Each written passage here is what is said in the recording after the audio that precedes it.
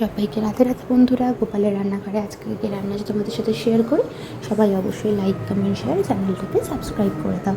তো আজকে অনেক রকম রান্না, এখন বাড়িতে আমাদের রোজই অনেক রকম রান্না হচ্ছে। গরমকালেও রয়েছে ভাত, তার সাথে রয়েছে একদম আম দিয়ে টক ডাল, আলু ভাতে পেঁয়াজ দিয়ে মাখা, রয়েছে পাট শাক, এটা পাট শাকের ঝোল একটা, তার সাথে রয়েছে আমের চাটনি, পেঁয়াজি, ডিমের অমলেট, রয়েছে ওখানে শসা, এদিকে রয়েছে তেলাপিয়া মাছ সর্ষে বাটাতে, যেটা আমি খাইনি, আমি তেলাপিয়া মাছ ভাজা খেয়েছি, রয়েছে চিংড়ি মাছ ভাজা পেঁয়াজ দিয়ে, আর এটা হচ্ছে রুই মাছের একটা ওই ঝাল, যেটা আমাদের পাশের বাড়ি কাকিমা দিয়ে গেছিলো।